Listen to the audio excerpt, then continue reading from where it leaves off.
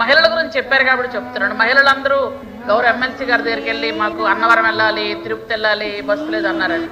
Actual గా అన్నవరం తిరుపతి బస్సులు ఇస్తామని చెప్పలేదు అధ్యక్ష.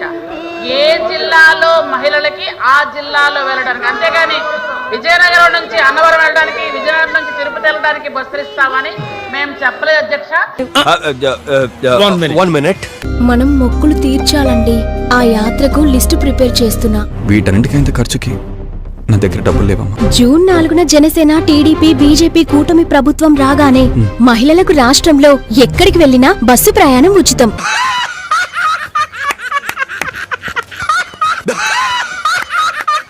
మీరు బస్సు ఎక్కితే ఒకటే చెప్పండి, మా చంద్రన్న చెప్పాడు, నేను ఏ ఊరికి పోవాలన్నా నువ్వేం అడగడానికి వీల్లేదు, నేను పని చేయాలంటే పలానూరికి పోతా, పుట్టింటికి పలానూరికి పోతా, నాకు ఇచ్చిన హక్కు చంద్రన్న అని గట్టిగా చెప్పండి.